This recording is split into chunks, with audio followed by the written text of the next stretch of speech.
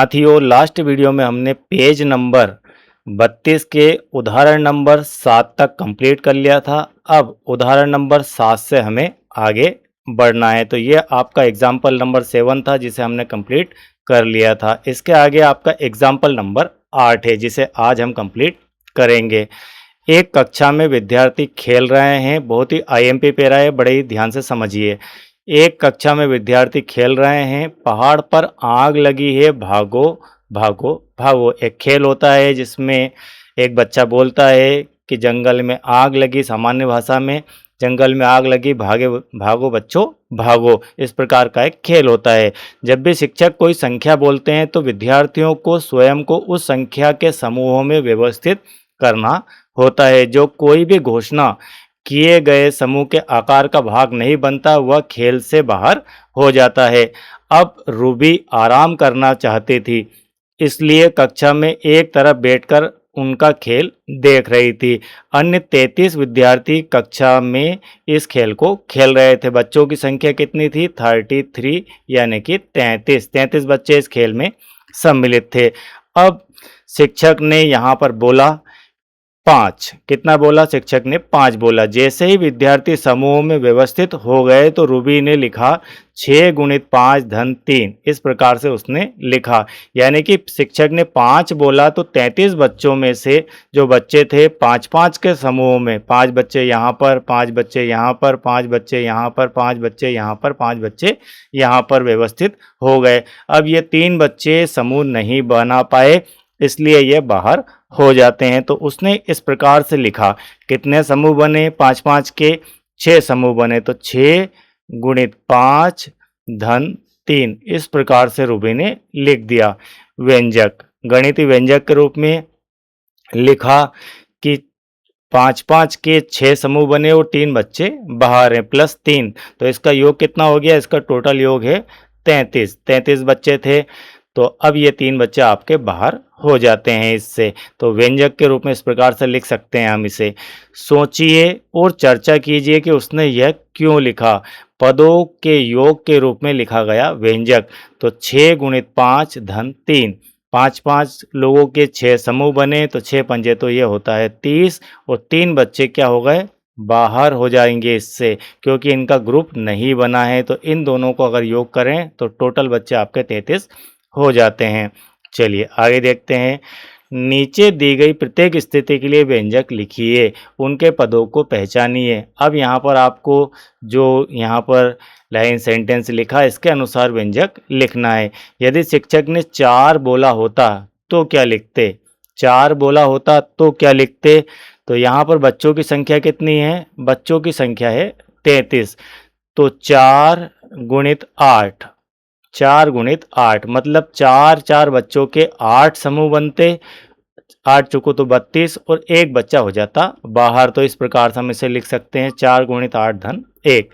यदि 7 बोला होता तो हम लिखते 7 चुको 28। ठीक है, तो 7 गुणित 4, 7 चुको 28 और बच्चे कितने बाहर होते हैं? 5। 28 और 5 33। तो अब समूह कितने बने? अब यहाँ पर बच्चे 7-7 के समूह बनाएंगे तो 4 समूह बने। यहाँ 4 समूह बने, यहाँ पर 8 समूह बने। ठीक है, तो ये 2 आपके समूह हैं। तो यहाँ पर आपके 8 समूह बने हैं। कितने समूह बने? 8 समूह बने 4-4 बच्चों के। और यहाँ पर समूह कितने बनेंगे? यहाँ पर 7 बच्चों के 4 समूह बनेंगे। ठीक है, और बाहर होने वाले बच्चे कितने हैं? बाहर होने वाले यहाँ पर 5 है और यहाँ पर 1 है। उपरोक्त विधि के समान अपनी कक्षा के विद्यार्थियों की संख्या के लिए उपयुक्त व्यंजक लिखिए। आप भी इस प्रकार का खेल खेलिए और इस प्रकार के व्यंजक लिख सकते हैं। उदाहरण नंबर 9। रघु ने थोक बाजार से 100 किलोग्राम चावल खरीदे। कितने किलोग्राम? 100 किलोग्राम चावल खरीदे। उन्हें 2 किलोग्राम के पैकेट में पैक किया। अब 2 किलोग्राम का एक पैकेट में पैक किया। एक पैकेट में कितना किलोग्राम?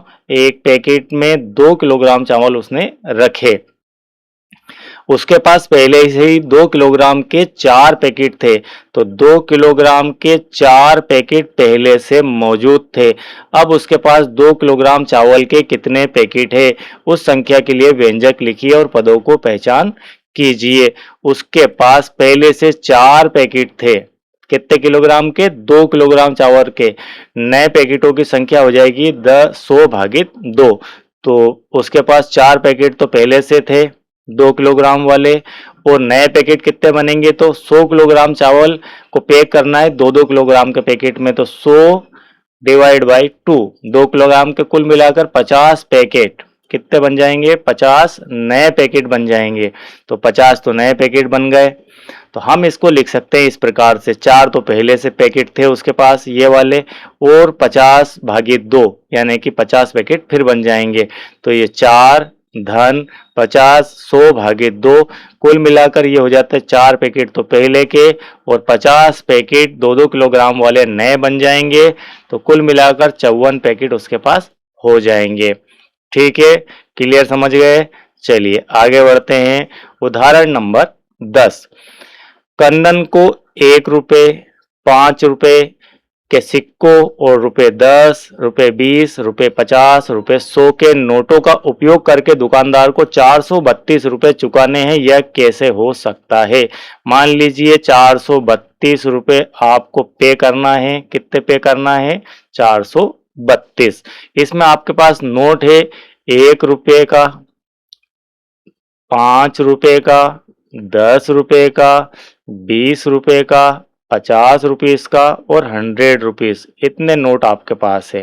ठीक है, ये 20 रुपए का भी है, 10 रुपए का भी और 5 रुपए का, ये आपका, इसे भी हम रुपीस में सिक्का मान लेते हैं, ये 1 रुपए के सिक्के हैं और ये नोट है। अब आपको 432 रुपए पे करना है, तो किस किस नोट का उपयोग किस प्रकार से आप करेंगे? यहाँ एक से अधिक संभावनाएं हैं। उदाहरण के लिए यहाँ पर दिया गया है बुक के अंदर कि 100 रुपए के आप 4 नोट दे देंगे। कितने? 100 रुपए के तो 4 नोट दे दिए, कितने हो गए? 400 हो गए। ठीक, 20 रुपए का 1 नोट दे दिया, कितने हो गए? 20 रुपए हो गए। 10 रुपए का 1 नोट दे दिया, कितने हो गए? 10 रुपए। 1 रुपए के 2 नोट दे दिए, कितने हो गए? 2 रुपए। इनका योग हो जाता है इन सभी का 432, ये टोटल हो जाता है। अर्थात 100 रुपए के 4 नोट, 20 रुपए का 1 नोट, 10 रुपए का 1 नोट और 1 रुपए के 2 सिक्के। ठीक, क्लियर? अब 432 को इस प्रकार से भी लिखा जा सकता है कि 50 रुपए के 8 नोट, 50 रुपए के 8 नोट कितने हो जाएंगे? ये हो गए आपके 400। 10 रुपए का 1 नोट, ये हो गए 10। 5 रुपए के 4 नोट, ये हो गए आपके 20 और 2 रुपए का 1 नोट यानी कि सिक्का आपका, ये हो गए 2 रुपए। तो 400 और ये 30 और 2 32, ये होगा आपके 432। अर्थात 50 रुपए के 8 नोट, 10 रुपए का 1 नोट, 5 रुपए के 4 सिक्के और 1 रुपए के 2 सिक्के। उपरोक्त दोनों व्यंजकों में पदों की पहचान कीजिए। आपको पदों की पहचान करना है, तो मैंने यहाँ पर अंडरलाइन जो की है आपको, और मैं अंडरलाइन कर देता हूं। ये आपके पद है, ये भी आपका पद है, ये आपका पद है और ये आपका पद है। हर बार प्लस के साथ में पदों को लिखा जाता है और इसके अंदर ये पद है, ये पद है, ये पद है और ये पद है। 4-4 पद दोनों के अंदर दिए गए हैं, तो हम पदों को लिख सकते हैं, पदों की पहचान कर सकते हैं। तो एक को लिख देता हूं मैं, एक में पदों की संख्या, तो एक में पदों की संख्या 4 गुणित 100, एक पद तो ये है। 1 गुणित 20, एक पद आपका ये हो गया। 1 गुणित 10, एक पद आपका ये हो गया। और 2 गुणित 1, एक पद आपका ये हो जाता है। इसी प्रकार 8 गुणित 50 एक पद, 1 गुणित 10, 4 गुणित 5, 2 गुणित 1। क्या आप किसी को 432 देने के कुछ अन्य तरीके बता सकते हैं? क्या आपके पास और कोई आइडिया है क्या इसको लिखने का? हाँ, हो सकता है आइडिया, क्यों नहीं हो सकता। एक नया आइडिया बना लेते हैं। हम 100 रुपए के 4 नोट देंगे। ठीक है, 4 नोट तो हमने दे दिए 100 रुपए के। ठीक, अब इसके बाद बचा हमारे पास 32, तो हम क्या करते हैं, 3 नोट देते हैं 10 रुपए के। ठीक है, इससे अलग सोचते हैं। 10 रुपए के 3 नोट दे दिए, हो गया 32। और आप लिखते हैं 2 रुपए का एक नोट, 1 रुपए के 2 नोट दे देंगे, तो ये 1 रुपए के 2 सिक्के और 10 रुपए के आपके 3 नोट दे दिए, तो हमने और शॉर्ट में लिख दिया इसे। ठीक है, तो इस प्रकार से आप इसे लिख सकते हैं। चलिए, इसके बाद आपका यहाँ पर एक और मोस्ट आईएमपी उदाहरण दिया गया है, बड़ा ही बेहतर उदाहरण दिया गया है इसके लिए। यहाँ दो चित्र दिए गए हैं, दोनों व्यवस्थाओं में कौन सी व्यवस्था व्यंजक 5 गुणित 2 धन 3 से मेल खाती है? 5 गुणित 2 धन 3 इससे मेल खाती है, ये बताना है। क्या ये वाला चित्र वो बता रहा है या ये चित्र ये बता रहा है? अब आप देखिए, समझिए, इसके अंदर दो टुकड़े हैं, समझ गए आप? एक टुकड़ा ये वाला, एक टुकड़ा ये वाला, तो कुल मिलाकर दो इसमें हैं, दो इसमें हैं, दो इसमें हैं, दो इसमें हैं, दो इसमें, और इसके अंदर 3 है। अब ये क्या लिखा हुआ है, इसको व्यंजक के रूप में लिखे तो दो दो के कितने टुकड़े हैं? दो दो के 5 है, यानी कि 5 गुणित 2 ऐसा लिखा जाएगा। 5 गुणित 2, और 3 अलग है, ये अलग कलर के हैं इसलिए हम इसको अलग लिखेंगे, तो ये व्यंजक इससे मेल खा जाता है। अब इसके अंदर देखें हम तो 5 तो ये वाले हैं, ठीक है, एक कलर के, और 3 एक कलर के हैं।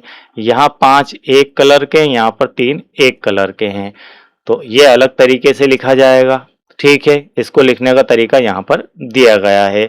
आइए इस व्यंजक को पदों के रूप में लिखते हैं। तो पहला वाला जो था आपका, उसको लिखने का तरीका यही वाला हो गया, 5 गुणित 2 धन 3, कुल मिलाकर ये होता है आपका 5 दूना तो 10 और 3 13। अब इसके अंदर आप योग करके देख सकते हैं 13 है कि नहीं, ये आपका टोटल कितना आता है? 13। तो ये आपका होगा यहाँ से यहाँ तक के 10 और धन ये 3, ये होगा आपके 13। ठीक है, 5 दूना ये आपका 10 और धन 3, ये होता है आपका 13। ओके, चलिए इस प्रकार से इसे लिखा जा सकता है। यह व्यंजक 5 गुणित 2 धन 3 के रूप में लिखा जाएगा। 5 गुणित 2 से 3 का योग करना है, 3 अधिक है, इसके रूप में साझा किया जा सकता है, और बाईं ओर की व्यवस्था को दर्शाता है। बाईं ओर से अर्थ है कि ये वाली व्यवस्था को दर्शाता है, ये दाईं ओर है, ये बाईं ओर है। बाईं ओर से मतलब आपका लेफ्ट हैंड। ठीक है, चलिए नेक्स्ट इसका दिया है, पीले और नीले वर्गों की संख्या का उपयोग करते हुए दाईं ओर की व्यवस्था के लिए एक व्यंजक होगा। अब दाईं ओर की व्यवस्था ये वाली व्यवस्था, इसके लिए व्यंजक की बात चल रही है। इसके लिए क्या व्यंजक हो सकता है?